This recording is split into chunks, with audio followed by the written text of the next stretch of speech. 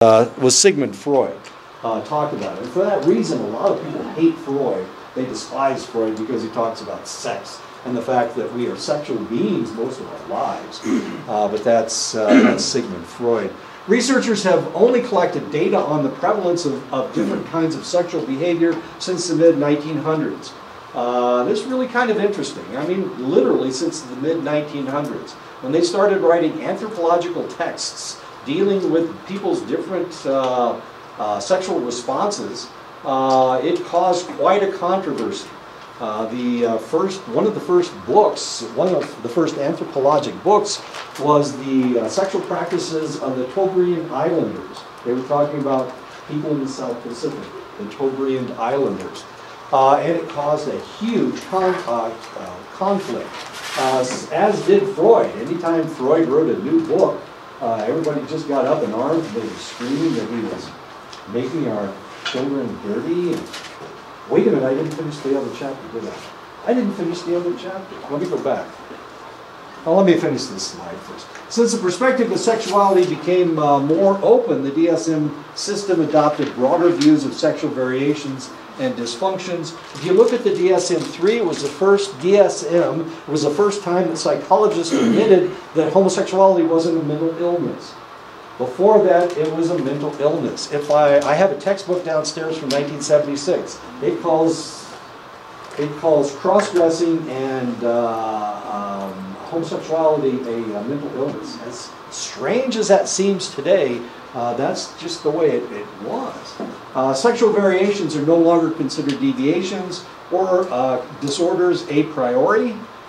Instead, they must be recurrent, persistent, and distressing to the individual in most cases. So if something is happening to this individual, then potentially it is not a mental illness. It's not a problem, unless it's disturbing the individual. This type of paraphilia, and we're going to talk about paraphilias. Paraphilias are things that make people sexually excited, things that don't normally make people sexually excited. One of them is dendrophilia. Dendrophilia is where people get sexually excited by trees. As odd as that sounds, I know that's no one's laughing in the back. Did you see that oak tree over there? Man, was that a hot tree or what? I know. It seems kind of odd that people have these odd ideas. Where do all these paraphilias come from? Why do they develop them? These are some of the things that we need to figure out. Because if you have somebody who has a tree fetish, what are you going to do with it? Well, if they don't complain about it, are they going to get arrested for it? Public indecency, I assume. You know, what are you going to do? It just seems really, really kind of odd. There are individuals that are sexually excited by amputees. So they like to see stunts, I guess, or of one ilk or another, as strange as that may seem. So there are people that get sexually excited about a lot of different things. We're going to come back to this in just a second. I forgot that I hadn't finished the last chapter, and I do really need to finish the last chapter. I apologize for getting you guys all excited about that chapter, but we'll finish the last chapter. I apologize. I forgot all about it. I was so worried about the kid coming in. And I love kids. I think it's more fun when he's here, playing Star Wars or whatever he's playing. We talked about avoidant personality disorder. These individuals have a hard time in society. Now we need to talk about dependent personality disorder. Once upon a time in the United States, people that had dependent personality disorder were not considered, that was considered normal. It was considered normal. But now, of course, we know that that's not true. We had individuals that were what we used to refer to as codependent, and we didn't think that that was abnormal. But then they realized that these people were so enamored with this other select individual that they couldn't make a decision on their own. They had to live through this other individual, and that is a form of codependency. In the last class, we were talking about alcoholism. Sometimes you'll have an individual that is with an alcoholic, and the reason that they try to keep the individual as an alcoholic because as an alcoholic, they are dependent on them.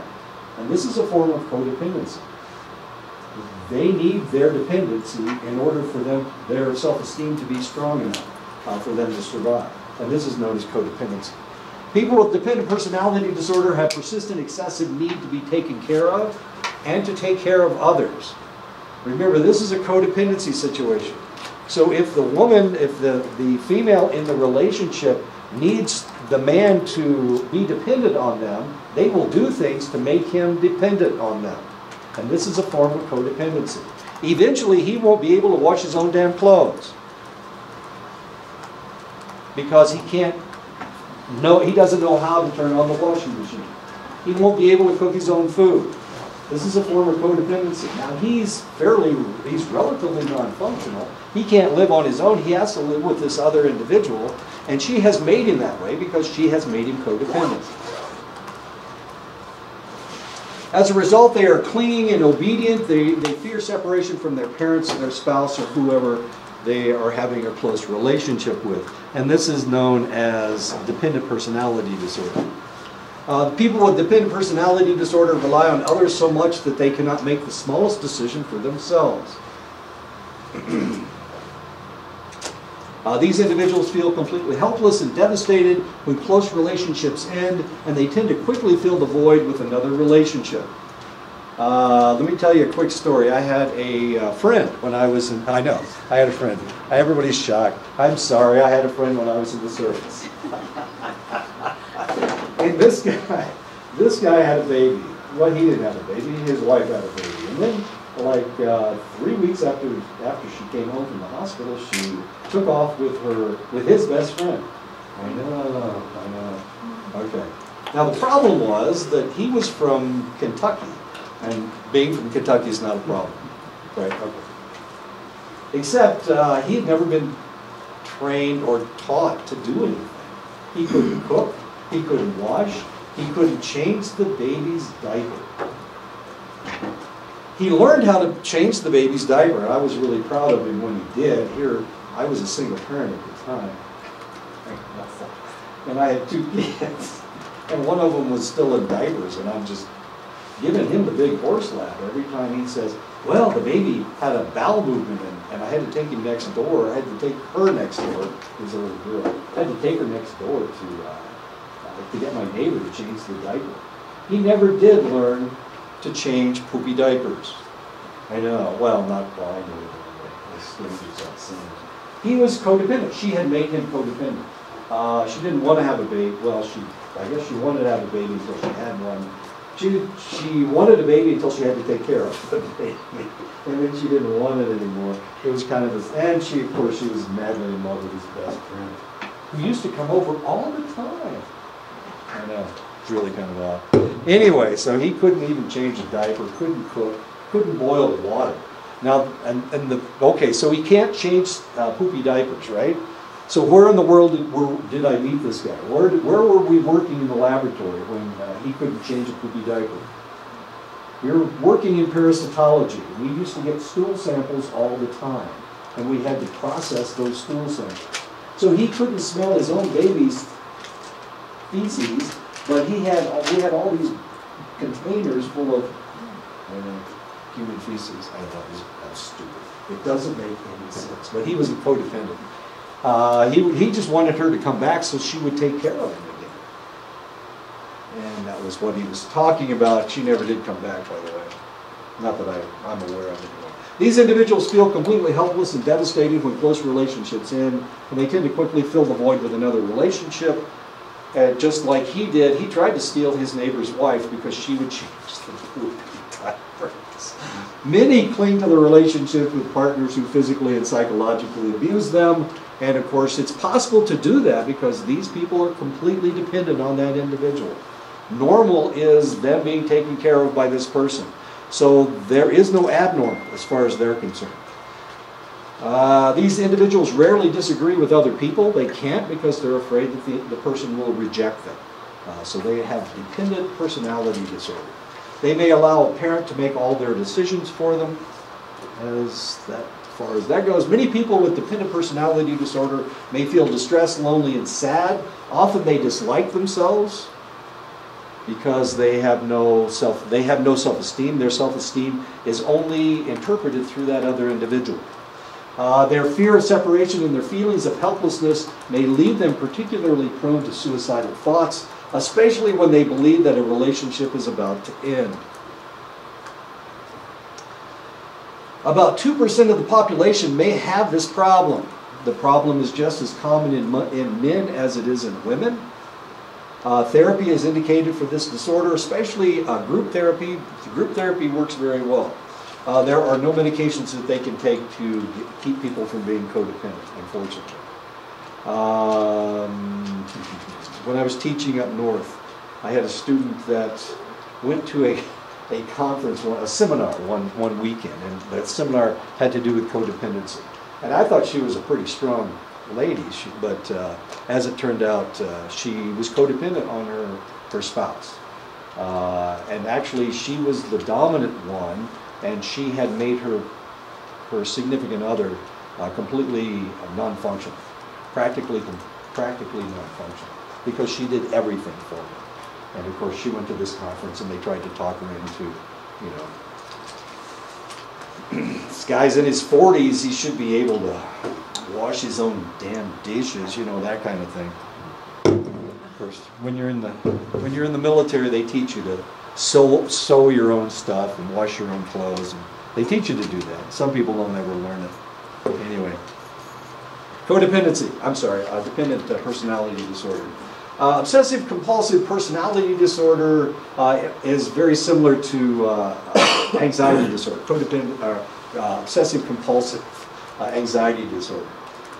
These individuals are focused on order, they're focused on perfection, and they control that they lose their flexibility. They are so focused on controlling everything, on order and perfection, that they don't have any flexibility. There's no openness to them. They have no efficiency because they have to do everything the right way. Concerns for doing everything right interferes with their productivity, and therefore they can't get anything done. When faced with a task, these individuals may become so focused on the organization and details that they fail to grasp the point of the activity. Thus, their work is often behind schedule, and they may neglect leisure, activities, and friendships just so that they can get everything done. These individuals tend to set high standards for themselves and for others. They are never satisfied with their own work, but they cannot work with other people because those people can't ever do anything the right way. I've got nose out of your head. They never do anything right, so they can't work with anybody. How sad is that?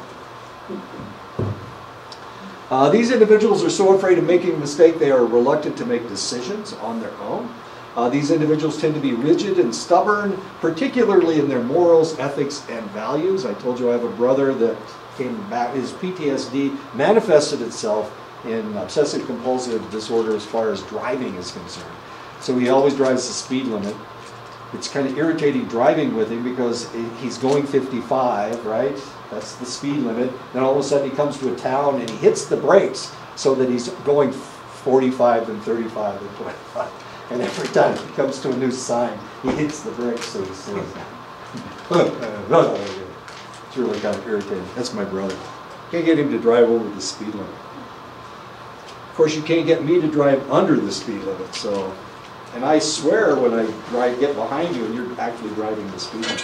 What the hell's wrong with him? He's driving the speed limit. You think I'm kidding. Between here and Gallup, speed limit is 55. But Travis convinced me that I needed to drive 70. Isn't that what you told me, Travis? Okay, thank you. 70, 71, yeah, okay. Okay, so I'm the opposite of my brother. What are they doing here? Okay, they live by strict personal codes, and they use it as a yardstick to measure others, unfortunately, and of course nobody ever measures up, and this is really kind of a tragedy. People with obsessive compulsive personality disorder may have trouble expressing much affection, and their relationships are often stiff and superficial. And that's mainly because they're trying to read that person. And they're not only trying to read that person, but they're also comparing that person to somebody else. Themselves. Yeah, okay. So it's a constant rejection process because of all of these rules they have. They have all these rules. You can't do this, you can't say that. And if somebody says the wrong thing, all of a sudden they put a black check mark in front of their name. And of course you can never get that black check mark taken off because you did the wrong thing at one point in your life. These individuals also tend not to be generous with their time or with their money. Some become hoarders and able to throw away the most worn out of items. 1 to 2% of the population has obsessive compulsive personality disorder, and most of them are white. They're relatively highly educated. They tend to be married, even though they're driving their spouse crazy, and they are employed. And a lot of them are very important people, as odd as that may seem. Now, why in the world did I put Leonardo DiCaprio's picture under obsessive compulsive personality disorder? Why would I do that? He is, yeah, he is. It's a problem too. It's a real serious problem. He's really hard to make movies with because every line has to be perfect. And of course, his lines are always perfect, but the other people are not saying their lines correctly. So he's really, really hard to work with. Men are twice as likely as women to have this disorder. The disorder is similar to obsessive compulsive anxiety disorder, but the individuals don't respond as readily to anti-anxiety and antidepressant medications. So guess how we tell the difference between the two? Yeah, we give them the meds, and if it doesn't work, then they've got this. If it does work, then they have the other. You think I'm kidding? It's the way it works. I mean, they're both kind of the same thing anyway, so all you need to do is try to treat them, and if the treatment works, then they've got anxiety disorder, and if it doesn't work, they've got personality disorder. They do tend to respond to psychodynamic and cognitive therapies, but they tend to be obsessive compulsive. Anytime you've got somebody that's obsessive compulsive and you try to treat them, one of the problems will be that if you tell them to do something, they will do it over and over and over. Now this becomes a ritual.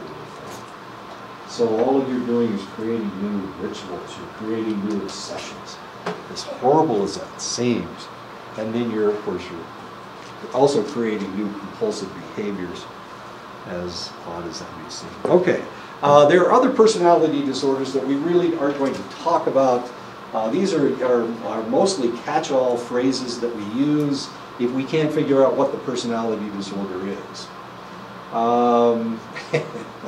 Persistent personality changes can sometimes be associated with chronic medical problems or events such as strokes, head traumas, epilepsy, autoimmune disorders, or other central nervous system dysfunctions.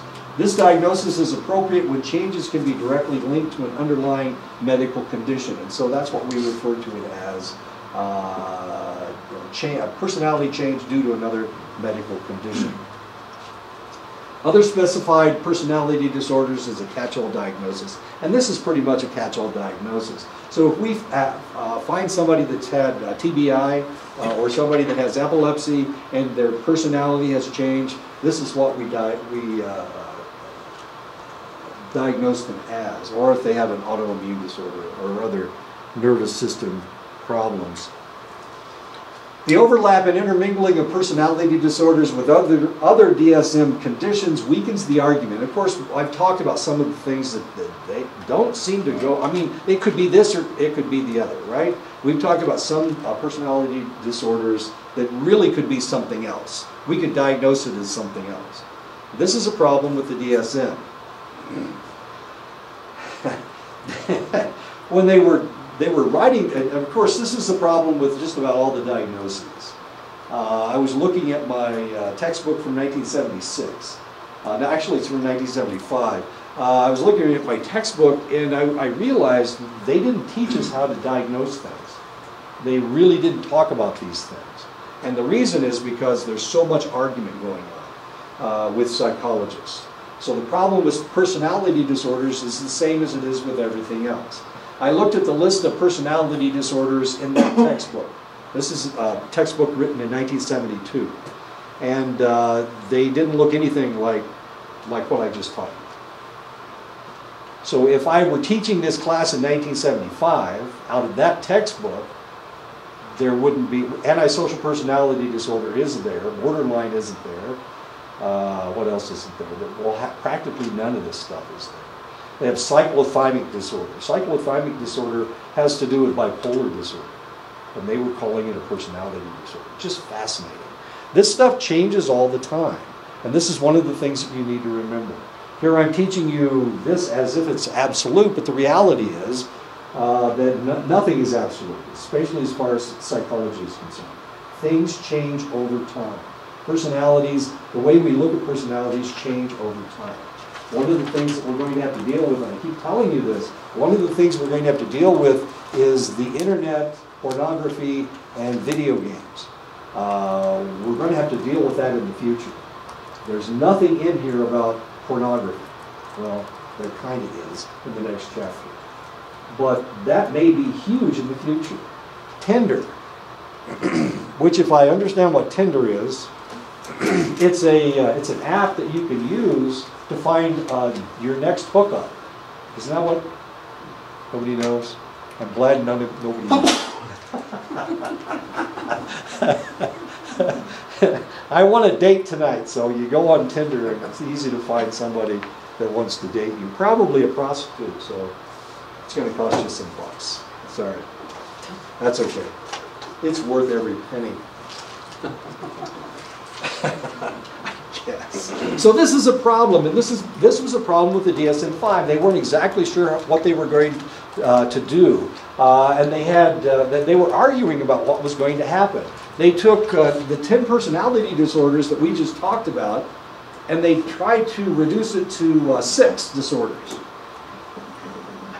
And they were right up to the end of, they had already written this chapter in the DSM-5. They had already written the chapter, and they had reduced it down to 6. But it was so confusing for everybody, it was such a huge change, that they decided to keep it the way it is.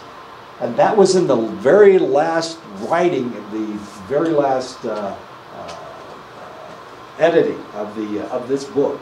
They changed it back to the way it was before. Okay?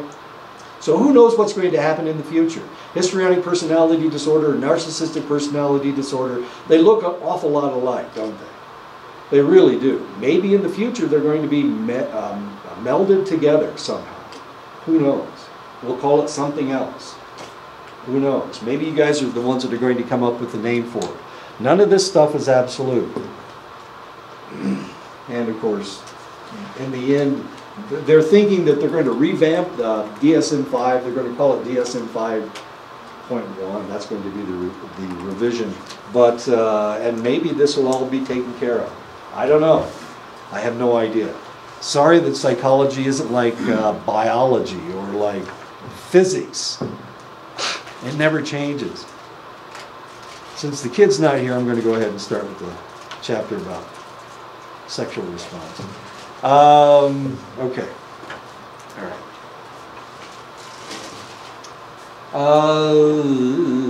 So when we're talking about cultures, a lot of times we talk about different cultures. When I was down in South America, I went on a Fulbright trip to South America, and we visited Peru. So we saw the Inca, and we saw the leftovers of the architecture of the Inca. We looked at the architecture of some of the other groups that came before them. One group that came before them were the Moche. And the Moche, of course, made pottery that looked very realistic, relatively realistic. If you look at it, that looks like somebody's face and he's wearing a bird hat, right? The reality is, and we talk about this to some extent, each culture has their own way of looking at things. And one of them is human sexuality.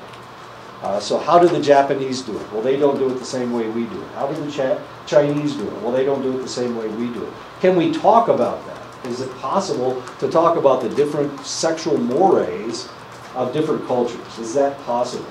Can we do that? It's not a rhetorical question. I'm asking you if we can do that. Did I turn this thing on? It's not a rhetorical question. So can we talk about the Moche and their sexual practices? Can we do that? Yes. You're saying yes. Okay. I got one yes. And this is what happened when I went down there. I went down to South America. We're in a museum and we're looking at all their pottery. It's like the only thing left is their pottery. The Spanish busted everything else, but their pottery is still there. So we're looking at their pottery, and I said, well, what is their fertility symbol? Because you see fertility symbols on things, and it means if you give somebody a pot with this fertility symbol, it means that you're hoping that they'll have boy children or female children, or at least children, right? So I was looking for a fertility symbol, and they said there isn't one. I said, really? There's no other culture without a fertility symbol. And they said they didn't need one. And if you want to know why, I'll take you next door and I'll show you this. And the reason they had to do that was because their sculpture was very graphic. It's very sexually graphic. So why did they put it in another museum? Well, they put it in another museum to keep people from keeping old women from screaming and running out of the room, and for little kids from seeing things that they potentially shouldn't have seen. This is what the Spanish did when they first went down there. This culture was dealing with this. This was part of their culture. And the Spanish said, oh my God, God doesn't like that. Christ doesn't like that. We're Christian, we're Catholic, and we're going to destroy all this stuff. And they did. They tried to destroy all their culture. I know that's really kind of tragic. So it's fairly graphic. As you can see, they were very good at ceramics. This is the top of a pot. As you can see, this guy's got a mask on and he's slitting his enemy's throat. They also would sacrifice people. They would sacrifice the entire other army. And of course that would make their people stronger. The rest of these are a little bit graphic. So if you don't want to look, don't look. It's just an example. This is the Moche of South America. They were an Andean tribe. They came two groups. They were here pre-Columbian. So the Spanish never saw this stuff. Well, they did see this stuff. But the rest of the pottery is a little bit graphic. So if you don't want to look, don't look. Please don't look. I don't want to get in trouble. I don't want to get fired again. As you can see, this is a man and woman. Actually, their faces look about the same. But this is a man and woman, and they're having sex. And this was their fertility symbol. Their fertility symbol was the sexual act, as it turns out. But it got a little strange, and I have to warn you. The next picture might offend you. It gets a little strange, as I said. So this has to do with the fact that they kept their ancestors. They mummified their ancestors, and sometimes they actually had sex with their ancestors. I know that sounds really, really strange to us, but it was something that they did. It wasn't just the Moche, it was also the Inca would do exactly the same thing. They would mummify their ancestors, and then from time to time, they would have sex with their ancestors, or their ancestors would have sex with them, as strange as that seems. So the next one's a little bit shocking, but it has to do with their sexual mores. And of course, that is a dead person having sex with a young lady. I assume it's a young lady, could be a young man, I have no idea. Anyway, so that's Moche. And if you want to see some of their other stuff, that's the last picture of the Moche culture that I'm going to show you, Moche pottery. But the reality is that these individuals, this was part of their culture. This was how they were able to maintain their culture, was by going back and having sex with their ancestors, as strange as that sounds. But that was part of their culture. If we talk about the Japanese, I mean, we can talk about the Japanese if you like. Their sexual mores are totally different than ours as well. So if you go to Japan, you're going to run into exactly the same thing. But as Westerners, well, unfortunately, but As Westerners, of course, we see things a little bit differently than everybody else does. Okay? And these were the moche. And how do we know what their sexual mores were? Well, they put them in their pots, as odd as that seems. So if you go to South America, you go to Lima, then potentially you can run into this stuff, but you have to go to another museum, and they have to unlock it in order to let you in. It was really kind of interesting. We were on a Fulbright, as I said, we were on a Fulbright tour, so they took all of us into that, into the museum to see this other stuff. Now, most people don't even see this. They don't even think about this. Everybody has sex the same way, don't they? Everybody has the same sexual ideas, don't they? Don't they? Or do they? Some people have different ideas. But there are rapists out there, and we know that they're out there. There are men that sexually assault women, and they're out there. We know that they're there. So there are some strange things going on that don't fit with the way that we think. And that's what we're going to be talking about. We're going to talk about some of the sexual and gender disorders. These are the individuals with different ideas than we have. Or I say we, actually I may have different ideas than you have. You guys are a lot younger than I am. I'm kind of old. So maybe my ideas are completely different from yours. That's why I have to ask you what hook up means. What does that mean, hook up? I never hooked up before, did I? Have I ever hooked up before? And of course Chris has to explain to me what hookup means. I know. And then sometimes I'll hear it in a movie and I'm thinking, really? Chris told me that this is what it means, and that doesn't seem to be why. I don't know. I listen to the rap music when I'm over at the gym lifting. Well, I won't talk about that anymore. They do things differently than I do too. That's a little strange. Okay. In order to understand sexual dysfunction, it's necessary to understand normal sexual functioning. The basic response cycle is the same for men and women. It consists of 4 phases. This is what sex is. This is what sex is. This is just the bare bones of sexual response. The excitement phase, both men and women, when they are sexually stimulated, will become sexually aroused. This takes place when blood rushes to the genital area of both individuals and vasocongestion takes place. Penile erection and minor lubrication in the males, the clitoral swelling and vaginal lubrication in females.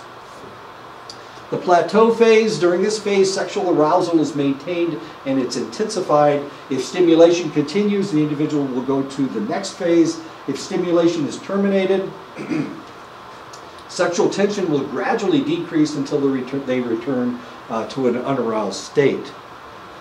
Okay, so we've talked about the excitement phase, the plateau phase. Now we're going to talk about the orgasmic phase. If stimulation continues while in the plateau stage, the individual will reach the orgasmic phase. This phase only lasts for a few seconds. When stimulation reaches maximum intensity, orgasm involves muscular contractions of the pelvis in both the males and the females. Orgasmic phase, males will enter a point of no return called ejaculatory inevitability, when they can no longer control whether they ejaculate or not. The male will ejaculate semen at this point. Females report a similar response that could be termed orgasmic inevitability as well. The last phase, phase 4, is the refractory phase, when everything goes back to normal, or back to the way it was before they started being stimulated. After the sexual release, both individuals will return to the pre-aroused state. Females have the ability of reaching orgasm, again if properly stimulated, but males will go through a refractory period when they are difficult to the point of impossibility to arouse. The refractory period may last for minutes to hours depending on the health and the age of the individual that we're dealing with. And that is sexual response. There are lots of myths about sex out there. Most of them were written in Playboy, in the Playboy forum or whatever. I don't know where they came up with these myths. I don't know where you learned your sex, but I learned my sex out on the street, talking to my friends. And most of the stuff they told me were lies. They were a pile of manure. It was not true at all. I know. Direct stimulation of the clitoris is essential for the attainment of orgasms. Research shows that this is not true. During the plateau stage of the clitoris, retracts and is inaccessible to direct stimulation. The thrusting movement of the penis into the vaginal area creates proper stimulation for orgasm. So it doesn't have to be clitoral, and the whole idea of a clitoral orgasm is a myth. Vaginal orgasms are better than clitoral orgasms. It is impossible to stimulate the vaginal area without stimulating the clitoris. There is only one kind of female orgasm, and that is an orgasm. So there isn't a clitoral and a vaginal orgasm. That is a myth. Simultaneous orgasms represent a superior sexual accomplishment. Paying attention to something other than lovemaking can lead to erectile difficulties in males and orgasm failures in women. Orgasms that aren't spontaneous, trying to delay orgasm for your partner, can lead to orgasm failures. So simultaneous orgasms are something that I don't know. It's just a myth. It's something that doesn't really exist. Sorry, Chris. Size of penis contributes importantly to female sexual enjoyment. Despite what you see, if you look at pornographic sites, there's actually little variation in the size of an erect penis. Research shows that the vaginal wall will accommodate any size penis so that a woman will get similar stimulation no matter who she's having sex with. Oh, I won't talk about Robert. Sexual mores have been changing since the beginning of human existence.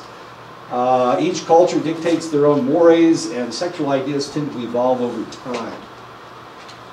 Assuming that there is a universal norm is probably incorrect. So what happens in Germany happens in Germany. It ain't the same as what happens in the United States. What happens in Australia potentially ain't the same as what happens here. Sex in Africa potentially is not the same. They don't have the same ideas about sex that people in the United States have. People in Texas may have different ideas about what sex is than people in Maine. I don't know. Potentially that's true. So sexual mores are different, and they can be potentially different in different areas and with different cultural groups. Observational studies of Masters and Johnson led to the development of specific therapeutic techniques that continue to be used in sex therapy. Many sexual dysfunctions have origins in their performance anxiety. In other words, they're worried that they're not going to do what they need to do, or not be able to perform as well as they should perform. And this is known as performance anxiety. Preoccupation with producing or performing is what performance anxiety is. The individual may take on a spectator role, critically observing their performance rather than self-consciously participating in the lovemaking. And of course, once they take themselves out of themselves as a dissociative action, then potentially they will not be able to perform anymore. And of course, that can potentially be a problem. So performance anxiety is huge as far as sexual dysfunction is concerned. Sexual dysfunctions are disturbances of the sexual response cycle or painful intercourse. Paraphilic disorders, and there's a whole list of these guys. They are intense urges, fantasies, or behaviors involving unusual targets of sexual arousal. And my favorite is the tree. There's also people. This drives me crazy. This is a new one, and it just came out like 10 years ago.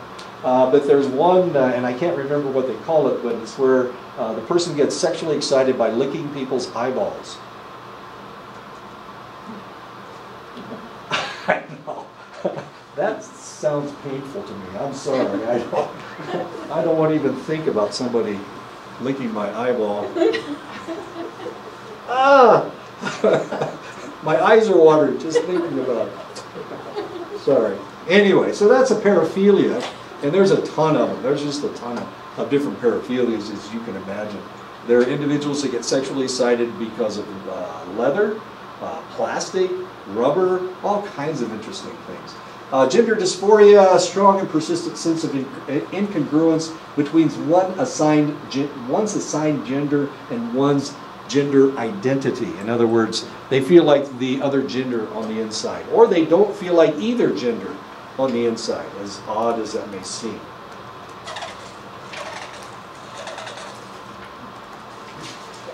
In the DSM-5, sexual dysfunction is a disturbance in one's sexual response or sexual pleasure. A broad range of disorders are included, representing all stages of sexual response cycle. Sexual dysfunction requires clinical judgment that the impairment is not a normal variation in response, considering the age and experience of the person, the adequacy of the sexual stimulation involved, and the level of subjective distress.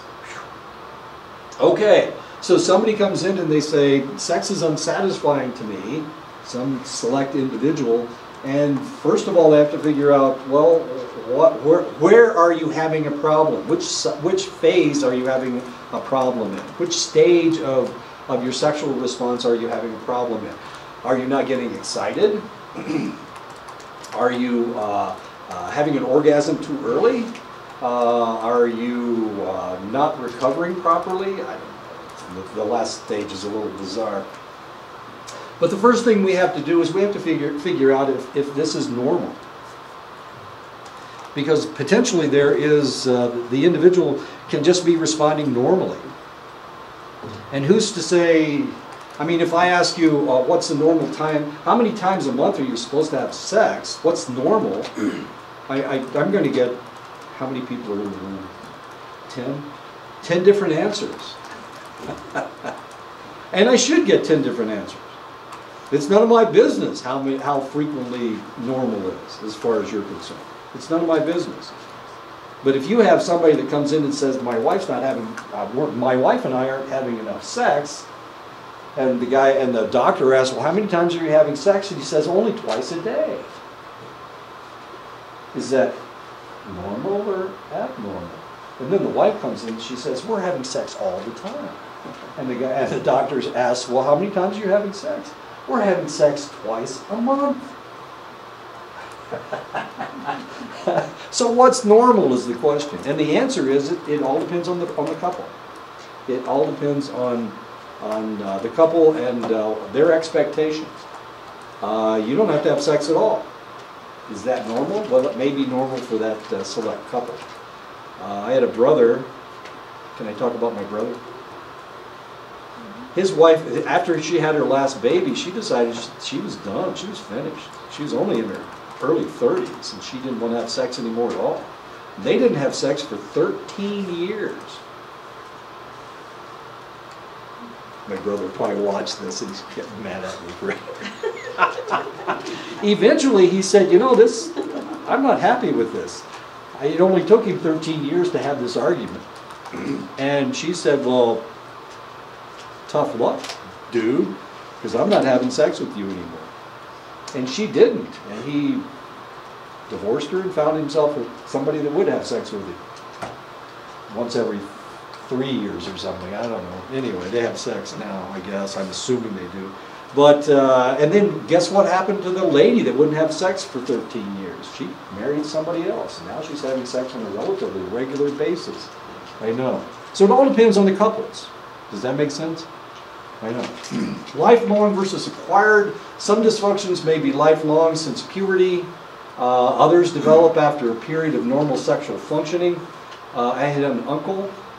He wasn't it was my aunt. She was my blood relative, not the guy. It was painful for him to have sex, so he didn't want to have sex hardly ever. But they had 4 kids, so evidently they had sex at least 4 times. But his problem was that it was painful for him to have sex. And this was true for him throughout his entire life. So he had a lifelong problem with sexual functioning. Other individuals, they may develop, something may happen to them after puberty, so it may be an acquired something. Others developed after a period of normal sexual functioning. Generalized versus situational. Generalized sexual dysfunctions occur in many or all circumstances, regardless of sexual stimulation, situations, or partners. Others are limited to particular circumstances or partners. The truth is that prostitutes don't always have to perform sex acts. A lot of times the individual that they are supposed to be having sex with can't or don't want to have sex with them. But they have to pay them anyway. It's, you know, they're renting their time, I guess. So this is situational. They just can't have sex with somebody other than their spouse or whatever. So sometimes it's situational.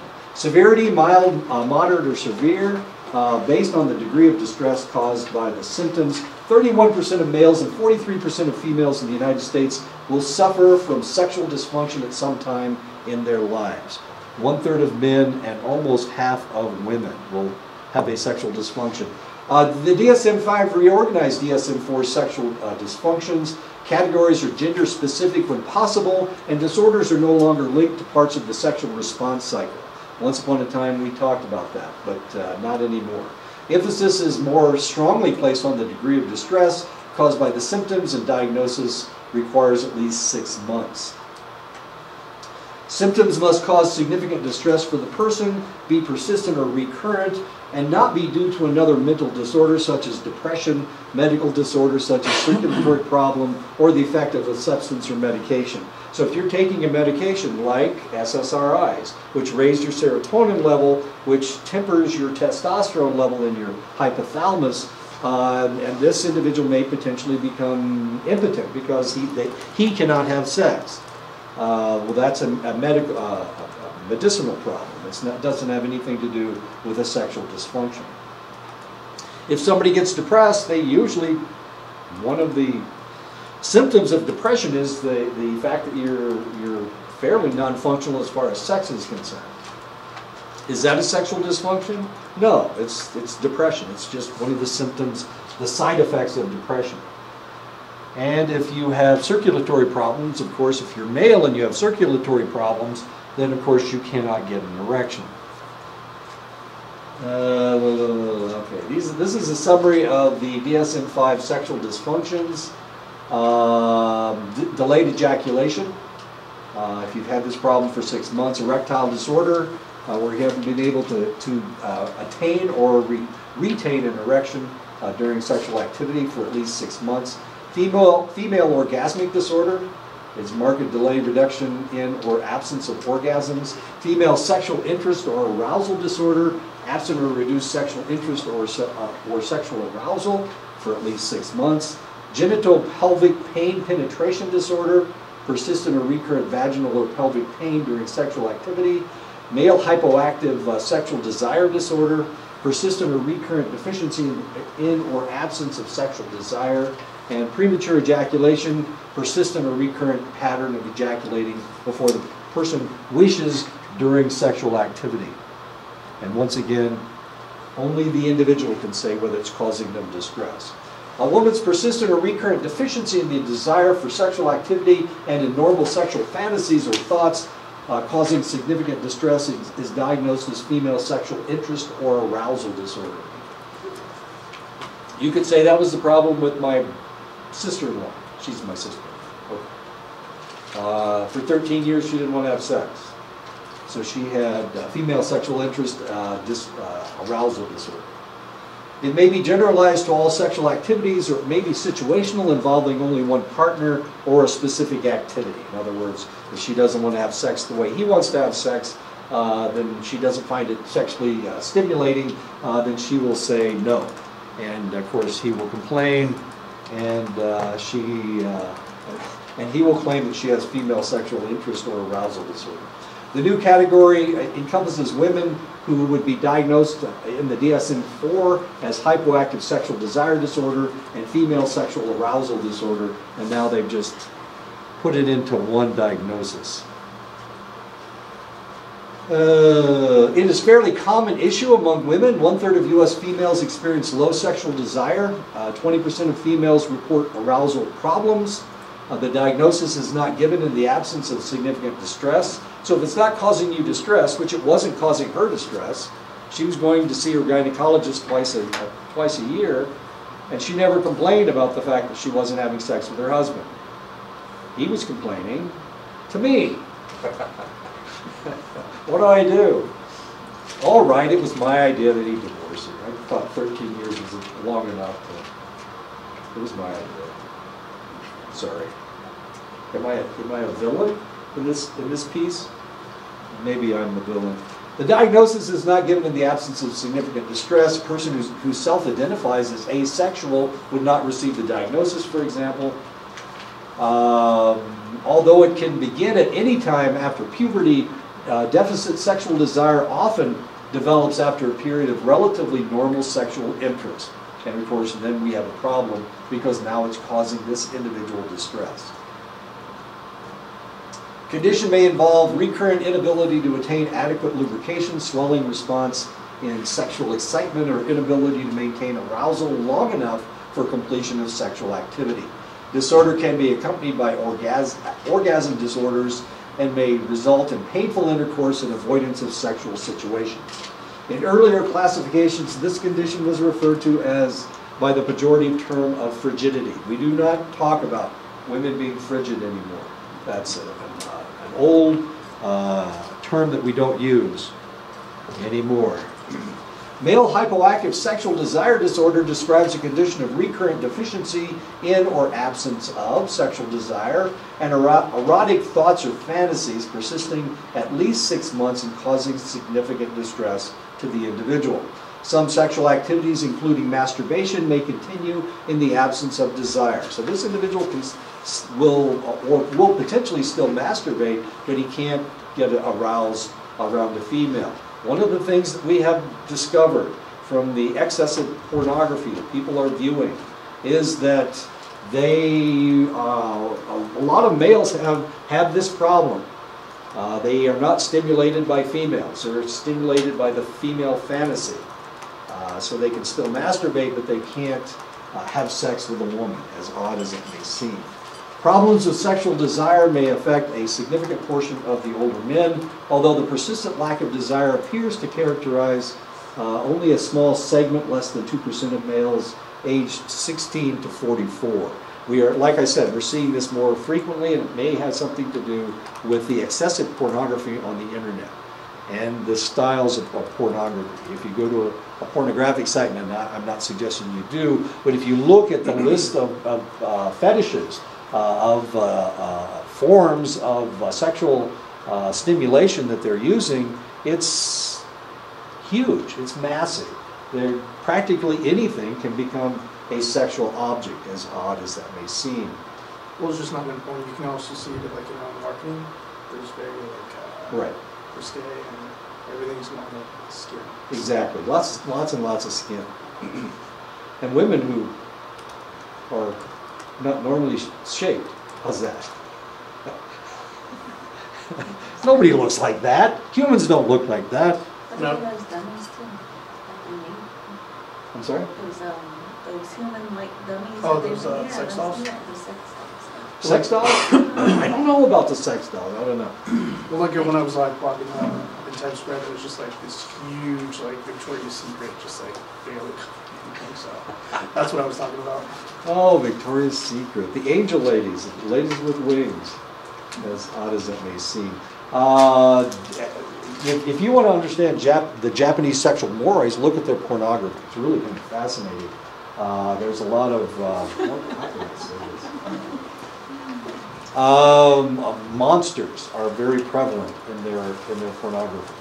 I was stationed in Japan back in '94, and we were there for a Buddhist parade, and it was really kind of interesting because they had all these mock-ups, these they pointed to the streets. We had, if you have a parade, the Rose Parade has a lot of, what are those things? Oh, no, not balloons. These weren't balloons. These were wagons that had stuff on it. What am I thinking? Floats. They had floats. They had these Buddhist floats, and these were old floats. I mean, they'd been put together like 10 or 15 years before. They had all these monsters on the floats, and all the Japanese samurai were killing green monsters. You know, they were like spider people coming out of. Why in the world? What does this have to do with anything? I don't know. But if you look at Japanese pornography, there's a lot of pornography. There's a lot of their pornography that has to do with monsters having sex with people. As odd as that sounds, Maybe cartoon. they are cartoons. Of course they're cartoons. Of course they're cartoons. Practically all their pornography. Well, no. There's a huge hentai and what's the other? Anime? Anime, yeah. They have a lot of that type of pornography. Anyway, so there's a lot of monsters involved. Well, I don't know. I don't know if the fantasy of having a monster having sex with you and all of you horrified doesn't seem very, I don't know, it just seems kind of odd to me.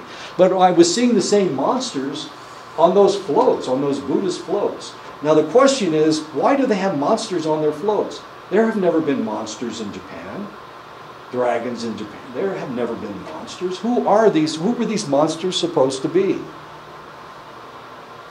Who did the Japanese take the island from? Sorry? The Ainu. They took it from the Ainu. It was a group of Caucasian people from Siberia that had settled in Japan. They were the monsters. They weren't green. They painted their faces. They're the ones that paint mustaches on them. The women paint mustaches on their faces. The Ainu. I know. So when you watch the movie The Wall, who are they talking about in The Wall? Here are these Chinese, these beautiful Chinese people are fighting against somebody, and they have all these women that are doing all these gymnastics and cutting these monsters up with swords. But who is their enemy? They were coming down from the north, these monsters. Who were the monsters? Mongolians, that's what it was. But they talked about these people like they were this dragon monster thing, as strange as it. So the Chinese have the same thing as the Chinese were conquered by the Mongolians, and so the Mongolians became monsters to them. The Japanese, in order to rationalize taking over the island from these poor Ainu people that had rocks, fighting with rocks and whatnot, they made them into monsters. It's really kind of bizarre. Why are we talking about that in the erectile disorder? I don't know. Anyway, so we're talking about some of the strange pornographies, I guess. Erectile disorder is a persistent or recurrent difficulty attaining an adequate erection for sexual activity or maintaining the erection until the activity is completed. Some are unable to obtain any erection from the onset of sexual event, while others may attain an initial erection but lose tumescence. That means it's no longer hard before penetration or during thrusting. Erectile problems may be generalized or specific.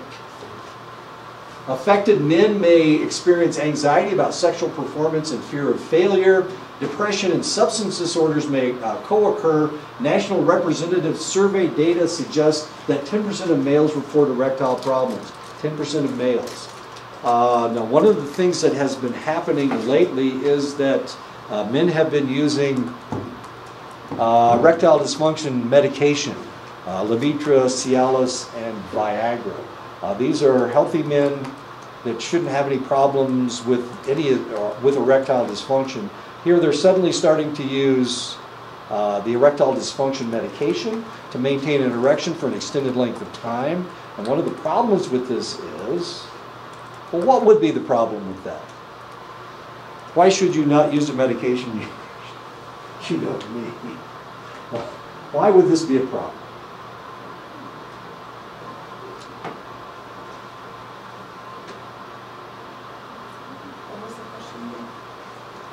Why would using Viagra, if you're a healthy man, they can maintain an erection without any problems, but you're using Viagra to have a prolonged erection, why would this be a problem? It lowers your blood pressure. It's actually going to help you.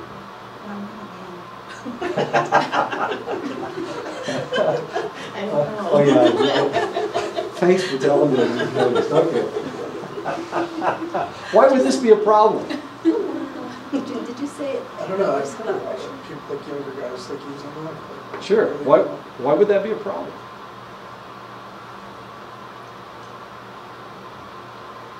If I use steroids, why does my penis shrink? Why do my testicles shrink? If I use steroids. If you're, I'm sorry? Testosterone? Yeah, well, it is testosterone, and the answer is because you're injecting synthetic testosterone into the system, and now your body has stopped manufacturing it, and that's why your testicles shrink, and that's why your penis shrinks when you use steroids. If you use Viagra, the normal chemicals in your system that allows you to have an erection, all of a sudden you don't need them anymore, and guess what happens to them? If you don't use it, you lose it, and they lose the ability to have a spontaneous erection. And all of a sudden, they really do have erectile dysfunction. That's one of the reasons why you should never take a medication that you don't really need. Anyway, okay, so what's happening? 10% of males. This number is going to go way, way up. Viagra is the #1 selling drug in the world. Viagra, as strange as that may seem. So this is really going to go up, especially if these young men keep using something that they don't need. They're going to force their body into, or they're going to change the chemical structure of their body, and now they're not going to be able to get erections on their own anymore. Age is a significant factor, with the incidence rising from about 5% at age 40, 15% by the age of 70. So that's quite a high number. Of course, this is all going to go up because they're using the erectile dysfunction medication improperly. In earlier classifications, the condition was referred to by the pejorative term impotence. We don't use that term anymore, impotence, even though I just used it a second ago. Sorry about that. Okay. Sexual desire seems to be, this is by the, what has to do with the lowered sex drive? Sexual desire seems to be the function of several hormones in the body. High levels of prolactin, low levels of testosterone, or a low or high level of estrogen can cause a low sex drive. Long-term physical illness can lower sex drive. Pain medications can lower sex drive. Select psychotropic drugs can lower your sex drive. Cocaine, marijuana, amphetamines, and heroin all will lower your sex drive. Alcohol at first will lower inhibitions, making sexual intercourse more likely. High levels make it unlikely. One of the things that happens if you are an alcoholic, it decreases your testosterone level and raises your estrogen level. So men who drink for an extended length of time and drink heavy amounts of alcohol are making themselves no longer male. Their testosterone level is going down, and their estrogen level is actually going up. So if you see somebody at a bar, some old guy at a bar that's been drinking for the last 35 years, he probably isn't interested in having sex with a waitress. I'm just guessing. Because his estrogen level is too high and his testosterone level is too low, as odd as that may seem. Anxiety or anger can reduce sexual desire in both men and women. Cognitive therapists have noted that people with disorders of the desire phase may have fears or memories that lead to dysfunction, such as believing that sex is immoral or sex is dangerous. Depressed individuals tend to have a reduced sex drive. Obsessive compulsives often find contact with another person's bodily fluids and odors highly unpleasant. I used to work with a couple, and they would brag about this. She would talk about her husband like he was the most wonderful person in the world. They would have sex, and he would immediately run to the bathroom and run her a bathtub full of water so that she could take a bath. Isn't that sweet? She eventually divorced the guy and married somebody who wasn't that obsessive compulsive about their bodily fluids, as strange as that may seem. But yeah, so obsessive compulsive sometimes will not like to touch other individuals' bodily fluids. Women may experience normal sexual desire and excitement phases, but an absence or delay of orgasm, either in specific sexual circumstances, situational type, or in all sexual activities, generalized type, persisting at least 6 months and causing significant distress or interpersonal problems. Most cases are lifelong rather than acquired. In situational cases, females may be able to reach orgasm during solitary masturbation, but not with a partner. Inhibited orgasm is a relatively common problem among females. About 10 to 41% of women report orgasm difficulties, and about 10% do not have orgasms during their lifetimes. This is really kind of odd because once upon a time they wrote a book called Everything You've Ever Wanted to Know About Sex But Were Afraid to Ask.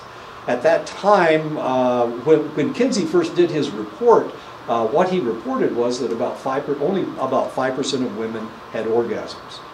And this was back in the 50s. When they wrote the book about what you were afraid to ask about sex, they said the number had gone up to about 15%. And now, of course, we know that it's possible for all women to have orgasms, and it's not an oddity. But it was considered in Freud's time, it was considered abnormal to have an orgasm. So if you had fun while you were having sex, then it was incorrect. And of course, then that's the changing of sexual mores over time. Delayed ejaculation is the inability to reach orgasm or delay in reaching orgasm following a normal phase of sexual excitement. The absence or delay of ejaculation is recurrent or persistent and results in marked distress for the individual. Delayed ejaculation is not due to inadequate sexual stimulation, a medical condition, or the effects of a substance. Age is a diagnostic consideration since as males age, they tend to require longer periods of stimulation before reaching orgasm. Most cases appear to be situational, such as inhibited orgasm during intercourse, but occurring in masturbation or in oral sex. About 10% of males report occasional problems. However, less than 1% report problems persisting more than 6 months, making a delayed ejaculation the least common male sexual complaint. Delayed ejaculation. Premature ejaculation is where orgasm and ejaculation occur with minimal sexual stimulation within approximately 1 minute of vaginal penetration or before the person wishes it in the case of non-vaginal sexual activities. Pattern must be recurrent, persistent, and associated with significant distress. Most can inhibit orgasm during masturbation longer than during intercourse. About 27% of males indicated problems with early ejaculation in a representative national sample. However, only 1 to 3% would meet the duration requirements. Ejaculation in less than 1 minute persistent for at least 6 months. And of course, that's what they would have to have in order to be diagnosed in the DSM-5. The most erectile disorder occurs because of ailments or disease of older males. Most men with erectile disorder are older than 50 years of age. 5 to 9% of men older than 40 years of age have erectile disorder. 5 to 9%. 15% of men over 60 years of age have erectile dysfunction. However, half the men experiencing erectile dysfunction have erectile function at least some of the times. 90% of all men suffering from severe depression have erectile dysfunction. So, of course, depression can cause erectile dysfunction, which is logical, I guess, if you think about it.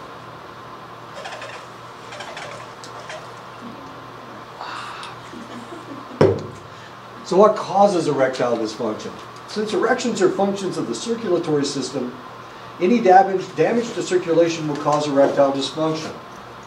Heart disease, of course, that has to do with poor circulation. Clogging of the arteries can cause circulation problems. Damage to the nervous system due to diabetes. Spinal cord injuries, multiple sclerosis, kidney failure. Treatment with kidney dialysis can cause erectile dysfunction. Alcohol can cause erectile dysfunction. Cigarettes. Cigarettes are a vasoconstrictor. Wait a minute, let me think about this. You have an erection because of an engorgement with blood, but you're smoking a cigarette, and that makes your blood vessels smaller, so what's the probability of that happening? One of the reasons why people, if you watch old movies or old cartoons, you always knew if somebody had sex because they always smoked afterwards. That was a joke. It was a joke, kind of. But the reality is that you've got all this engorgement of blood taking place, and in order to go back to normal, you need to make your blood vessels smaller, and cigarettes would make you come back to a normal state faster. It's a vasoconstrictor. So there you go. I know. So smoking a cigarette's not the best idea in the world. So people that have been smoking for an extended length of time, people that have poor circulation because of the amount of tobacco that they've smoked, you can tell their faces are pale. They're kind of blue. They look kind of blue. If they have that kind of circulation problems in their faces, you can imagine what kind of circulation problems they have anywhere else in their body. Anyway, okay, so cigarette smoking is a vasoconstrictor. For deficient orgasm, sensate focus may be combined with education about sexual anatomy and masturbation training. Various methods of systematic desensitization are successful in treatment of orgasmic disorders. For premature ejaculation, the squeeze technique and pharmacological interventions, antipsychotic medications, antidepressants, and topical anesthetics have been used for individuals with premature ejaculation. Okay, I can get through this. Involves genitopelvic pain penetration disorder, involves pain or anticipation of pain during intercourse. This DSM-5 disorder replaces two disorders in the DSM-4, dyspareunia, which means painful intercourse, and vaginismus, which is the muscles tightening up so that they can't have intercourse. Pain occurs during intercourse or persists after, not caused by lack of lubrication, general medical condition, effects of a substance, or another mental disorder. Involuntary contraction of the perineal muscles surrounding the outer vagina in response to attempts to penetrate the vagina is sometimes involved. Normal sexual responses are usually not impaired unless penetration is attempted or anticipated. And of course, that's when they have pain. Specifiers do not include generalized versus situational. It is assumed that dysfunction occurs in each sexual situation. Causes largely unknown. Women may not seek treatment until other problems, conception issues occur. With genitopelvic pain complaints tend to peak in early adulthood and near menopause. Trauma such as rape or sexual assault can be causal, which is very logical. Additional causes may be painful childbirth, inadequate lubrication, and abrasion by pubic hair. And that is, of course, a possibility. Why don't we stop right here? We'll pick this up next time, looking at how in the world you fix this. Okay, good. I hope I didn't offend anyone.